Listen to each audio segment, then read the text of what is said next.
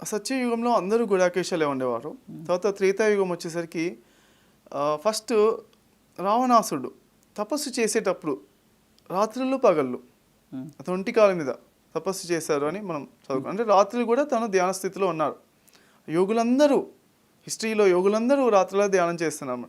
కాకపోతే ఏంటి, అతని పోయే కాలం వచ్చినప్పుడు మాత్రం కర్మానుసారే బుద్ధి అన్నట్టు అతను మానేశాడు, నైట్ పూట ధ్యానం చేయడం మానేశాడు.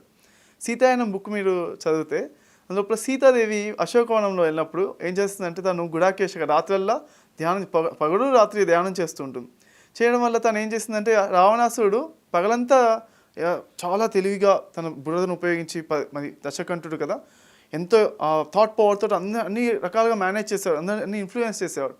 కానీ నైట్ వచ్చేసరికి తను పడుకునేసరికి సీతాదేవి అక్కడ యాక్టివ్గా ఉండేదన్నమాట. యాక్టివ్గా ఉండి తన కళల్లోకి వెళ్ళి రావణాసుడికి తన గత జన్మలు చూపించి జయ విజయుల స్టోరీ కానీ రావణాసుడు ఎవరెవరిని బలవంత పెట్టి ఇబ్బంది పెట్టారో వాళ్ళందరి సోల్స్ తోటి మాట్లాడిపించి కౌన్సిలింగ్ చేయించి విసిగించి వేపాడి అతని మీద యుద్ధం చేసి ఫస్ట్ అంతర్గత యుద్ధంలో తను గెలిచింది సీత. గెలవడానికి ఒకటే ఒక కారణం పార్వతీదేవి చెప్తుందన్నమాట. Because she is a Gudakesha, night పగలు కూడా ధ్యానం చేస్తుంది, ధ్యాన స్థితిలో ఉండగలుగుతుంది. అది సీతాదేవి ఒక విజయం.